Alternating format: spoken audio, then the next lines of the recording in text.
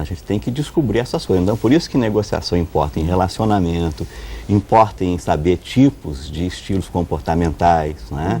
Então, nós temos 4 necessidades básicas, que são necessidade de ser reconhecido, de associação, de segurança e de realização. Então, conforme nós... Explica essas 4 Isso, tem algumas pessoas que precisam ser, né, notadas, tem que precisar de um grande elogio. Todos nós precisamos, mas algumas pessoas precisam muito mais do que outras, né? Tem que ser notadas, tem que ser distinguidas, né?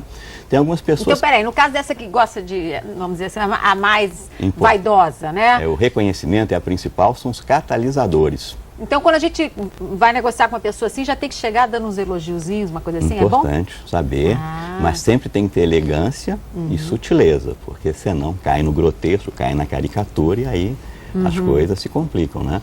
Só para dar um exemplo de como é esse estilo, como esse estilo gosta de aparecer, né? Tinha um que falava o seguinte: bendito é o sol que tem a mim para iluminar, né? Esse é a caricatura, né? Mas para mostrar exatamente, né, como é que são. São pessoas que vão para uma reunião, às vezes não conhecem bem a reunião, mas chegam na reunião, elas falam com uma convicção, com uma certeza que parece que dominam profundamente o assunto. Então esse é um estilo catalisador. Isso costuma assustar o opositor, não é? Às vezes, se você não conhecia antes, se você não preparou antes, você pensa que você está diante de uma sumidade da autoridade máxima, total e absoluta. E quando você quer se preparar, você já sabe que você vai negociar com um tipo desse, né? Qual é a reação ideal? Para tentar colocar ele um pouco também, baixar um pouco a bola do outro e tentar colocar mais ou menos, estabelecer um nível de igualdade na negociação. Tem forma para isso? Veja bem, eu posso escolher ele ficar com a bola alta ou com a bola murcha. Eu posso achar, né, o que é mais interessante para mim? Que ele possa ser que ele tenha a bola alta, né? Porque aí na vaidade ele pode fazer coisas e concessões para mostrar que é ótimo, que não faria de outra maneira.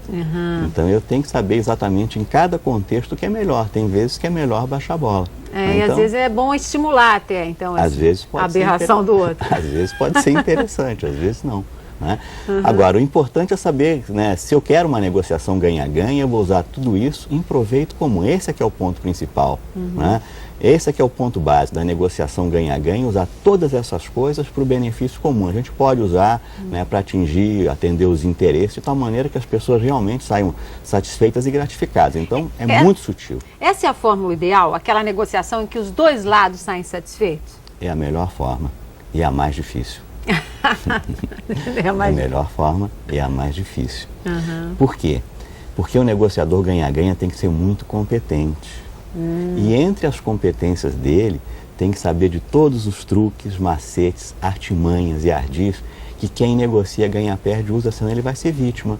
Então quem negocia ganha-perde usa falcatruas, né, falsas negociações, usa táticas de fragilização do estado mental, ou às vezes ameaça, ou então se faz de coitadinho, né? Às vezes para comover o coração, né? Aquela coisa toda. Então ele usa uma série de táticas e esse negociador tem um princípio, que é a primeira lei de Roger. Qual é a primeira lei de Roger? Não pecar contra o 11º mandamento, que é não ser pego. Ele pode fazer qualquer coisa. Se ele pecar contra o 11º mandamento, ele falhou. Não ser pego, não ser desmascarado, é isso? Exatamente. Essa é a primeira lei de Roger, né? E tem aquele que você chama de negociação perde-perde. Aquele que nem se importa se ele vai perder, mas quer que o outro perca com ele. Exatamente. É uma pessoa que já foi tão atingida, já foi tão ferida, né, que o máximo que ela pode conseguir é a desgraça do outro. Então é o pior tipo, realmente, a pessoa que chegou a esse estado realmente já doente, né? Sofreu muito, né? Com certeza já passou por muito sofrimento. Ela não objetiva, ela pode sair prejudicada, mas contanto que o outro também seja prejudicado. Esse é o pior tipo, realmente. A pessoa então emocionalmente está completamente... E tem também muita gente assim, né? Na vida a gente esbarra com muita gente assim. É verdade. Isso existe também. Tem que também, se prevenir, né, para esse tipo de negociador também. Agora, voltando aqui, você estava falando de 4 necessidades, né? 4 necessidades. Falou da primeira, né? Reconhecimento. Todos nós precisamos, alguém precisa um pouquinho mais, né? A associação é pertencer. Tem pessoas que gostam de ter amigos, é importante ter amigos, é importante ter um bom relacionamento, né? Tem alguns que querem segurança, então são aquelas pessoas do seu explicadinho, tudo tem que ser bem explicadinho, lógico, racional. Né? Essas pessoas, às vezes, têm uma coisa interessante, porque elas são organizadas, é muito positivo, mas às vezes se aplicam a elas aquele ditado, quem vê pulga não vê elefante. Então elas veem muitos detalhes, muitas coisinhas assim. Mas não tem uma visão sistêmica da coisa. Exatamente. Né? E tem aquele outro que é o controlador, é o trator, quer ser, né, realizar, fazer. Esse trator passa por cima dos outros, no seu estado mais, né, mais assim, mais alto ele passa por cima dos outros. Ele é chamado de Átilo, rei dos Hunos. Por onde ele passa não nasce mais grama, né? Então, são 4 estilos comportamentais, só que todos nós temos um pouquinho dos 4. Só que, conforme for, né, o nosso estilo, nós vamos ter mais de um ou mais de outro. E a gente tem que, então, para cada um, tem um tipo de preparação específica. Eu tenho que saber exatamente como é que eu vou negociar. Com uns eu tenho que ser lento, com outras pessoas eu vou ter que ser mais rápido, né? Com um, se eu não repetir...